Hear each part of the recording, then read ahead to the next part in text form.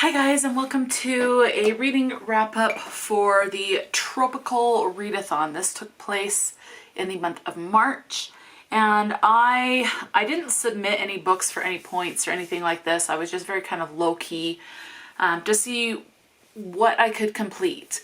And I decided to, if I was going to pick a team, to pick Team Romance. So let's go ahead and get into this. I will find the hosts of the readathon. I think I found it on Twitter, so I'll definitely link the Twitter in the description box. And I don't think I went any further than that because I'm drawing a complete blank on who the hosts were. But I'll try and find out the information and link everything in the description box. You're going to see this, my desk work background, for several videos. So I brought all the books that I completed for the month of March down, and they're sitting on my desk so that I can put them away. I am sitting here because it's easier to film on my computer here at work, to pull up on Goodreads with an individual tab on my computer rather than trying to do it on my phone and it wasting more time and the memory card filling up. It's just easier to film these particular ebook hauls that I got. These are all ebooks that I got for free. I still need to film a haul for fantasy paranormal, a haul for science fiction, young adult, and the other one I'm going to do is horror. I've already filled up some more sheets for some of the genres I've already done. So yeah, the setup's going to be here for a bit. So that's just making my life easier. So let's go ahead and get into this. So tropical is, you have two options. You have a trope or a different type of prompt to fulfill. So I will tell you, under Team Romance, I will tell you the prompts. There were 2 buddy reads, and then there's also some other teams. I did write them down just in case I would get to those ones, which I did not get to the other teams. My focus was to fill as many prompts for Team Romance as I could, and I think I did fairly good. So the first prompt was to read a dark academia or a borrowed book. So this one I went with a borrowed book. I read a book from a library. I read City Dark by Roger A. Canaff. Let me look it up on Goodreads because I am second guessing that. I want to say there was an R in that, or supposed to be, and I just have it written down wrong. Let's see, City Dark. No, it is Canaff, C-A-N-A-F-F, there is no R. Okay, so City Dark, this is an adult, and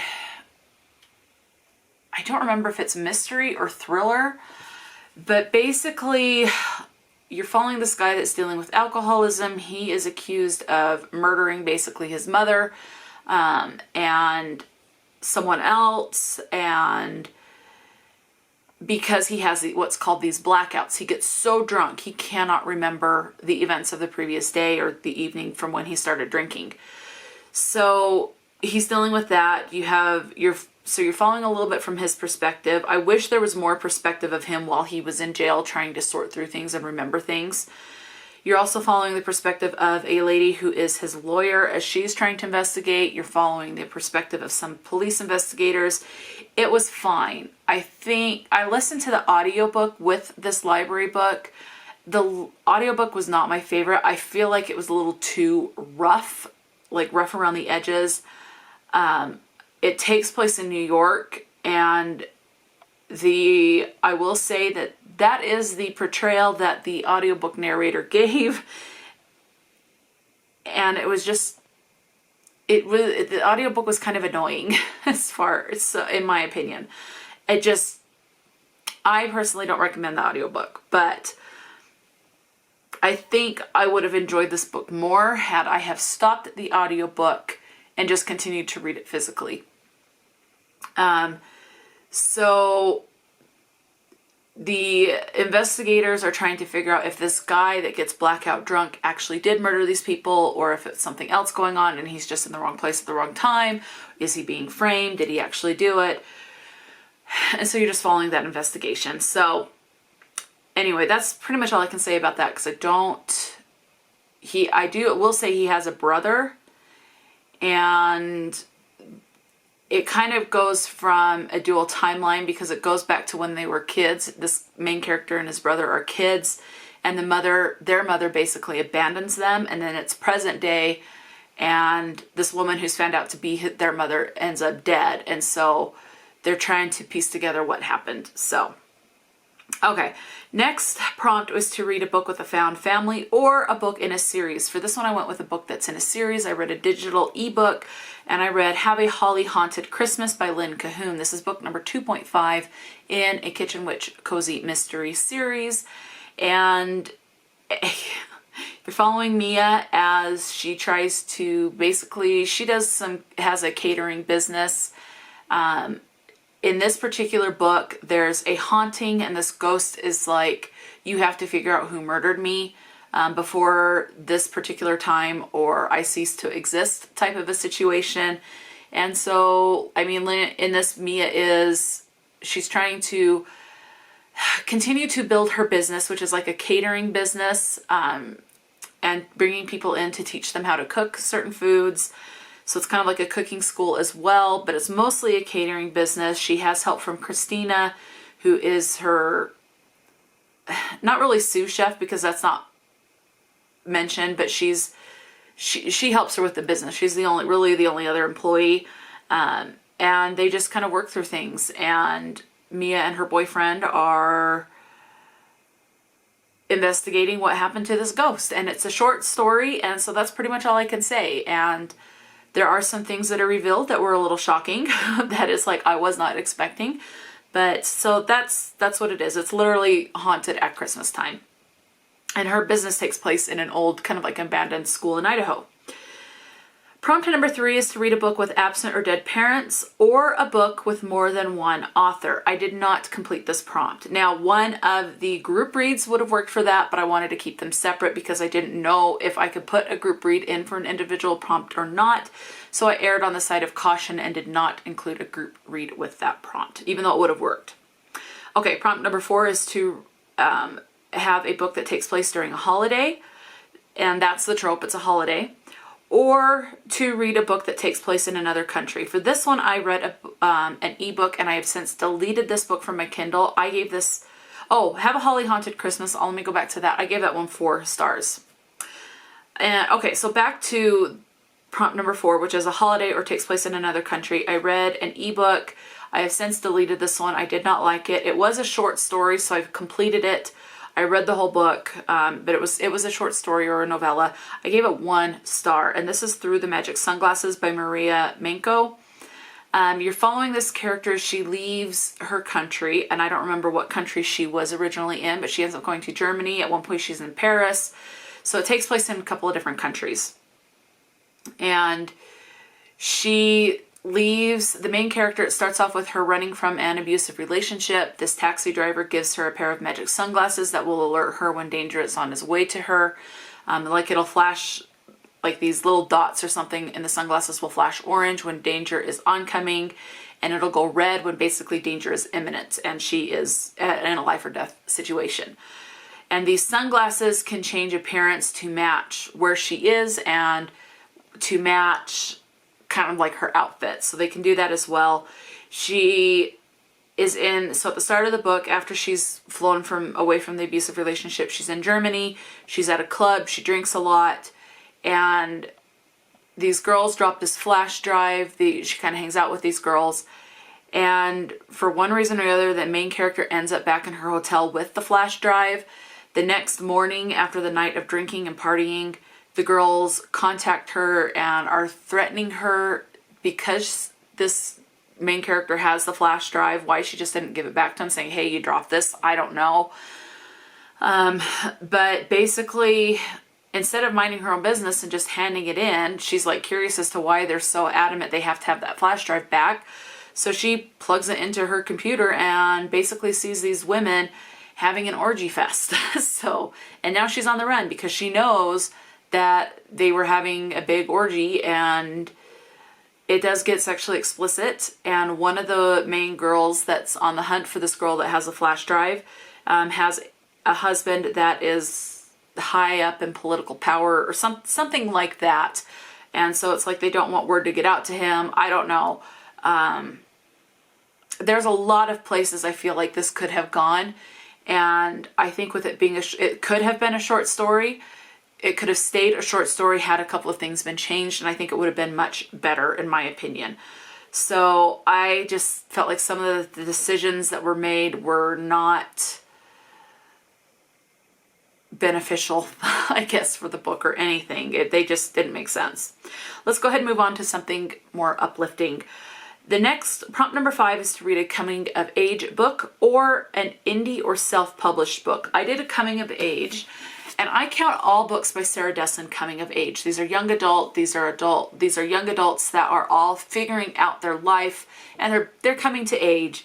So this particular one, Once and For All, I'm going to give a massive trigger warning for this because it deals with school shootings and loss of someone that you care about in a school shooting. So please, especially with the political climate and the recent school shooting in Tennessee and the other ones that have happened, as of filming this, the most recent one is the one in Tennessee, and that were with the 3 kids and the 3 adults that were killed.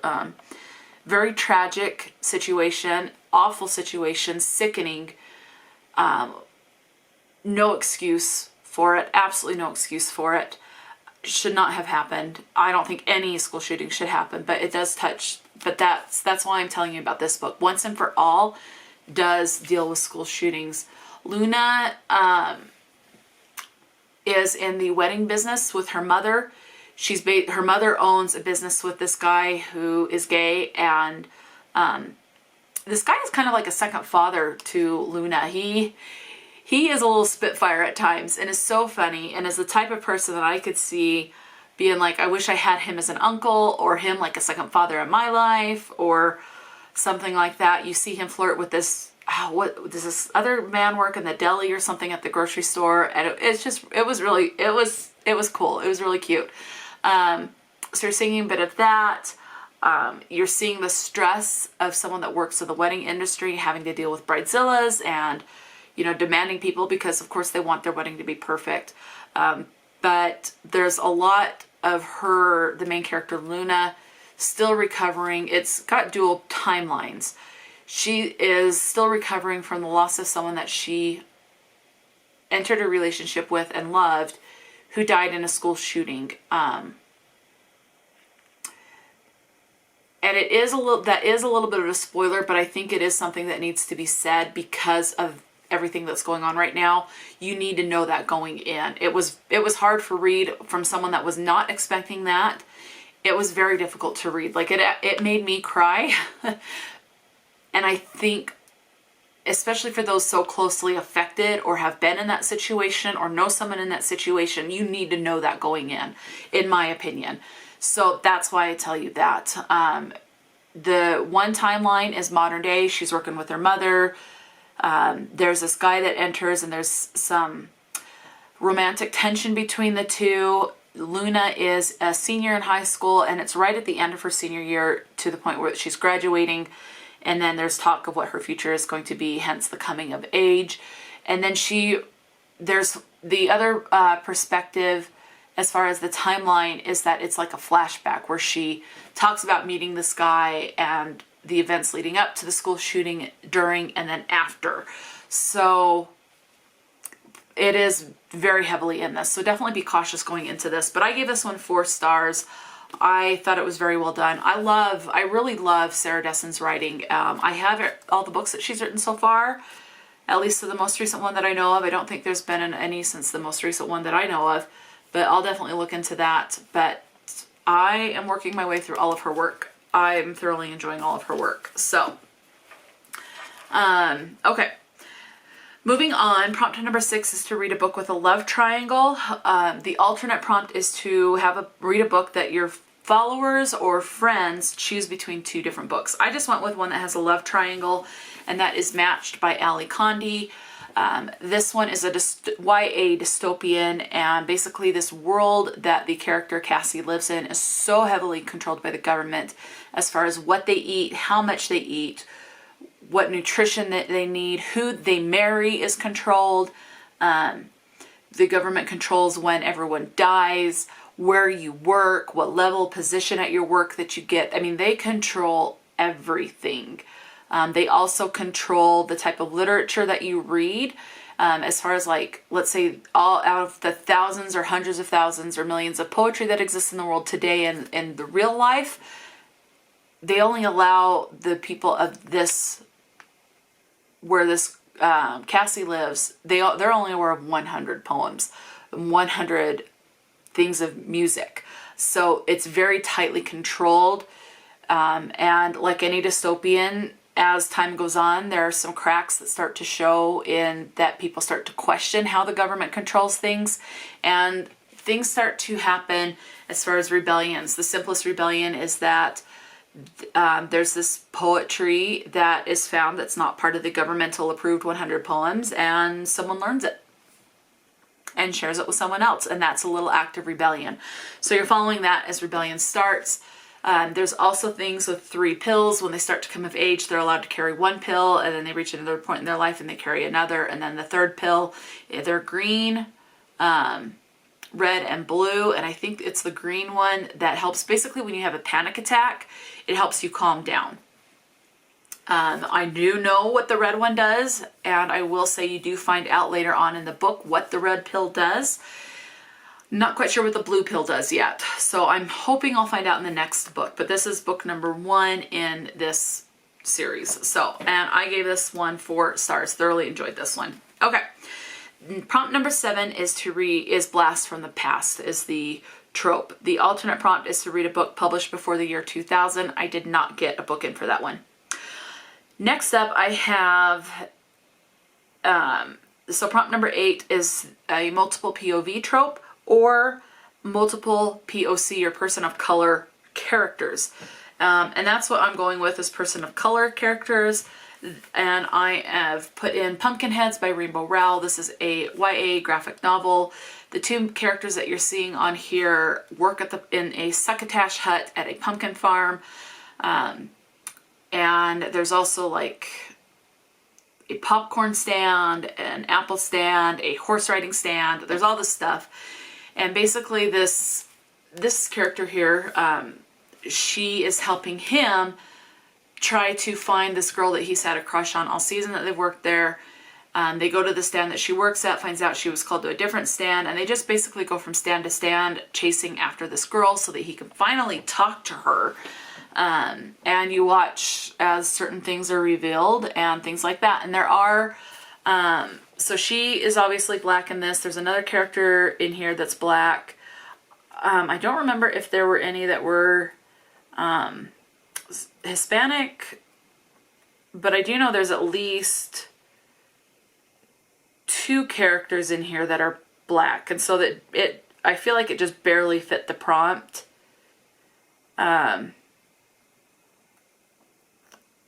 So I'm not exactly sure. I can't remember all of them, but I do know it does fit the prompt. I just don't remember if they...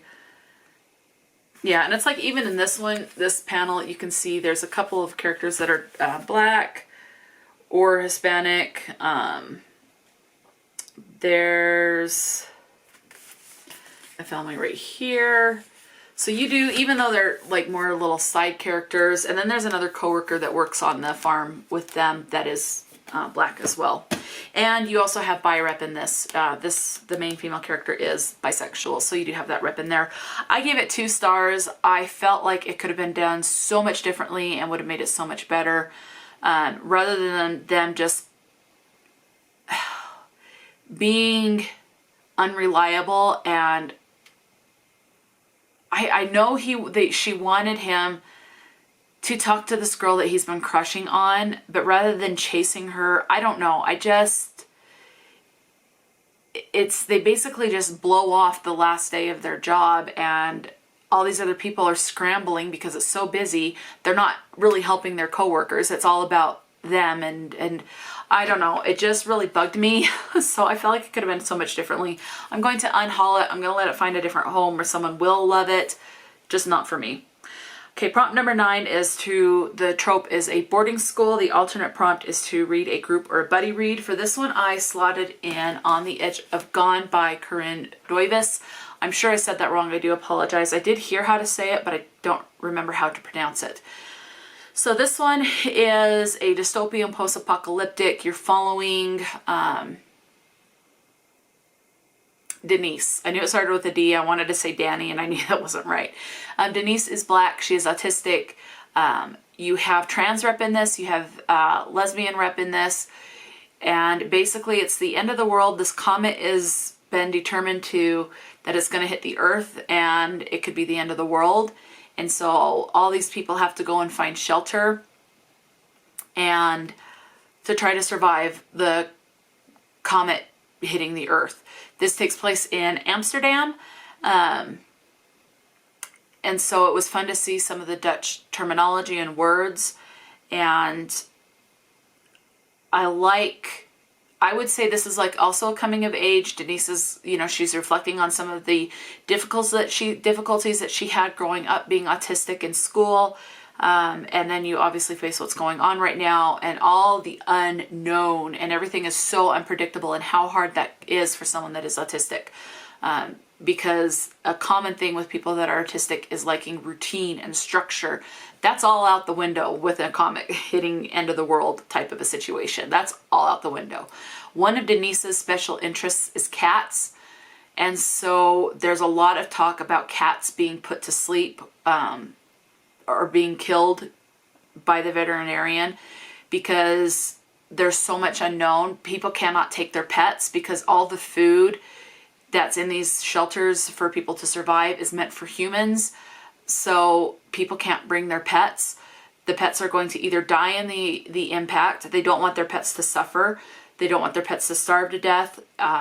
There's talks of like earthquakes after that. They don't want anything to happen to their pets in an earthquake. If there's going to be fires after the earthquake or a flood, there's so much unknown. They also don't want these pets that have grown up like an indoor cat be out on the street, can't find their food, can't survive, and being devoured by wild animals, or being killed and hunted and killed by humans to eat because humans need something to be able to survive. So there's a lot of talk of that. So please be aware of that. That was very difficult for me to read. I really struggled with that aspect of it, but I ended up giving this one 4 stars. I thought the rep was really good. Like I said, there's trans rep. You do have the pet abandonment. You have drug addiction in this by someone. And then obviously the autism rep and lesbian rep as well. So that was really good. Next up is to read is mixed media was the trope. And this was to either read an audiobook or an ebook.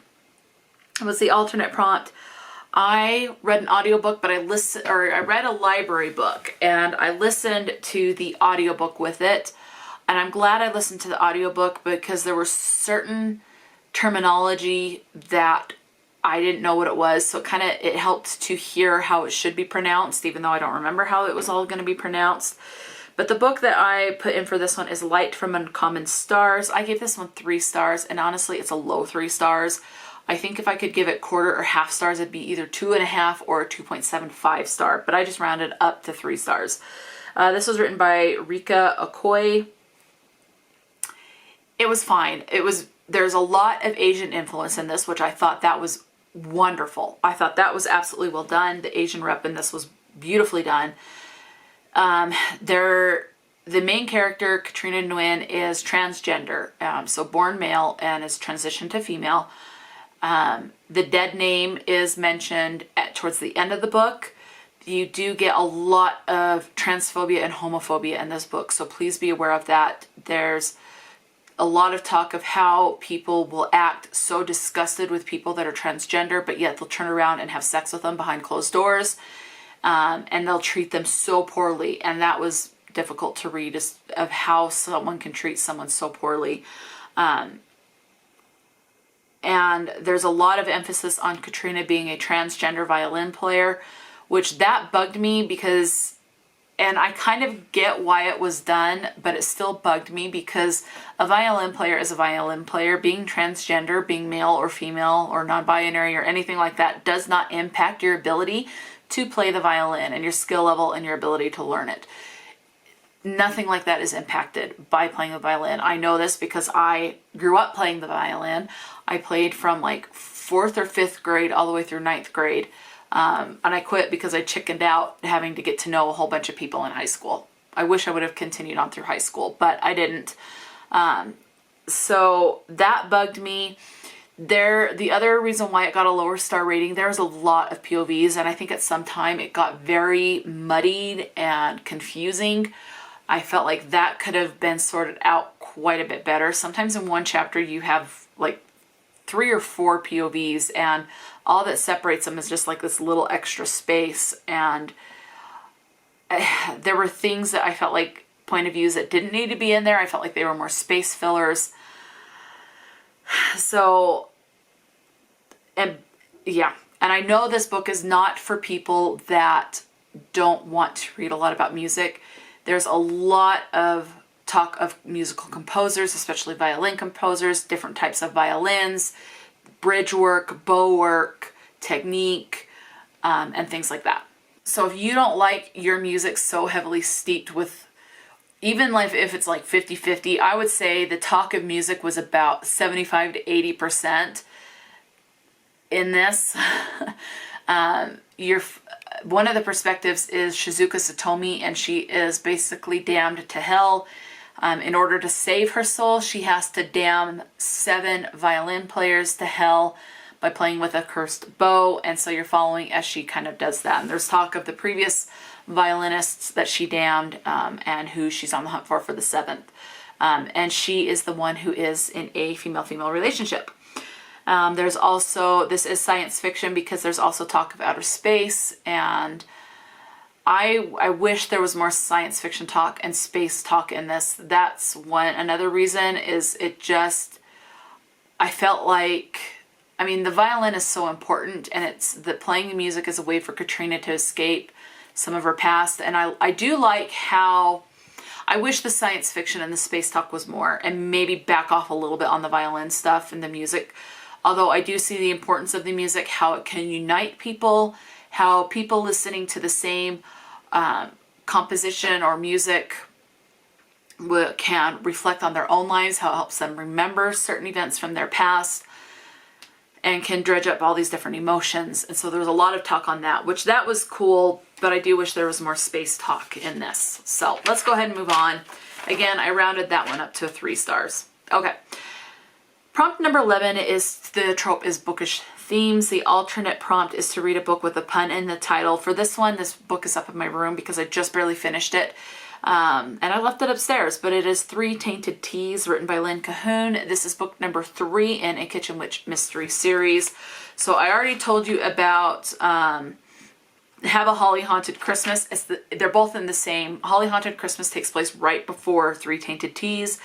3 Tainted Teas is all about how Mia basically gets pulled in to cater for and plan for a wedding between a shapeshifter, or a shifter, not a shapeshifter, but a shifter and a witch. And obviously there's a dead body, and there's a lot of talk from the beginning that someone wants to stop the wedding. So you're seeing people try to cancel stuff when they shouldn't. They're trying to figure out who killed this particular person, and is Mia in this particular book in danger. Okay. Moving on, prompt number 12, and I gave that one 4 stars. Thoroughly loved it. Prompt number 12, the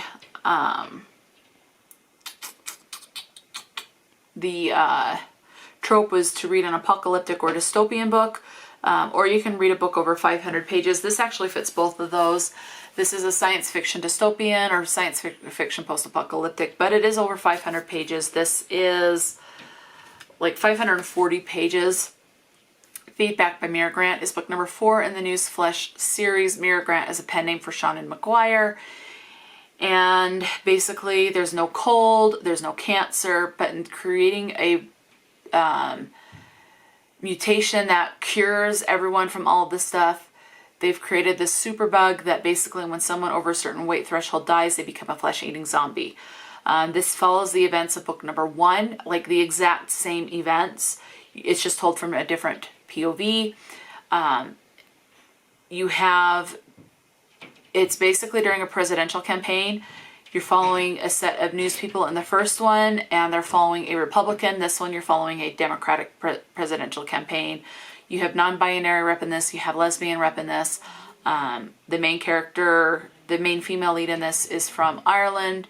And so you have immigration, and you have someone being forced into almost kind of like an asylum situation where, because the parents aren't accepting of this person's thoughts, and it was kind of, I can't really remember, it was kind of very lightly brushed on. I wish I would have delved more into that. But people are on there, are running for a campaign, dead people are popping up, eating other people, and that's pretty much it. I gave this one 4 stars. I have thoroughly enjoyed this series, and I've enjoyed every book in this series, and I look forward to picking up more works written under the pen name of Mira Grant. So again, Mira Grant is the pen name for Seanan McGuire, and that's pretty much all I can say of that, because that's the last book in that series. Prompt number 13 is the trope is a retelling. The alternate prompt is to read a book with a TV or movie adaptation. I did not get to that one. Now, there are 2 team-specific prompts. So for team romance, it is to read a book with the competition trope. I did not do that. Or the other team-specific prompt is to read a historical romance novel, and I did not do that. So there, like I said at the beginning, there are 2 books that are kind of like team buddy reads. One of those being the new release by Talia Hibbert, and this is Talia Hibbert's first delve into YA. Highly Suspicious and Unfairly Cute. You're following 2 POVs, one from Brad and one from Celine. They are basically joined this event where they can try to get a full ride scholarship to a school that they want to go to. And this is a YA romance where it was like friends to enemies to heading towards friends again to lovers. So honestly, I mean, I've read the Brown Sisters trilogy by Talia Hibbert, and I actually really enjoyed that series. The writing was very similar. I do feel like it was... I felt like the writing wasn't as strong as the adult, but again, this is a YA. You don't have any sexually explicit stuff in this one. I ended up giving this one 3 stars because I do feel like the writing was a bit kind of like almost dumbed down. I felt like the writing could have been a little stronger. The other issue that I had is there was so much complaining, especially from the character Celine. I felt like there was a lot of complaining, and I cannot stand that in books. That is an immediate turn off for me when there's so much complaining and not a lot of trying to problem solve how to fix said situation. It's just complain, complain, complain. Okay, maybe I'll think about this here, but I'm still going to deny things and then complain some more. I hate that in books, and that really takes it down. So I'm going to unhaul this because I'm not going to reread it. There is OCD rep, there's anxiety rep, so you do have some good representation in this as well. So that part I felt like was well done. 3 stars because, I mean, the writing was, even though it was not on the same level as the adult, it was still good. So the next one I'll tell you about, the last team read was You Had Me at Hola by Alexis Daria. I gave this one 3 stars. I borrowed this one from Kindle Unlimited. I have since returned it. It does get very spicy. And I liked all the Hispanic or the Latinx, Latino, Latinx, however you want to say it. I enjoyed all of that rep. I enjoyed all the Spanish words in there. This is just another one that I felt like at times just kind of dragged. I felt like there was too many secrets kept and things could have been revealed a little bit sooner and quicker, a bit more honesty. So those are my thoughts on that. This one you're following and I don't even remember the main characters' names. The main female lead has a family that's very heavily involved, and she puts a lot of pressure on herself that she believes is from her family because she doesn't measure up to her siblings or things like that. and they're trying to break out from telenovelas, however you say it, but they're Spanish, basically soap operas, and they're trying to break into the big Hollywood industry, and especially the main male character. And you understand kind of why he was keeping secrets, but some of the secrets that he is keeping, as soon as you enter into a relationship, and even before you enter a relationship, there are some secrets that I feel like should have been shared. Even though I can understand why he's very hesitant to share them, I felt like he still needed to share them, especially when it involves children.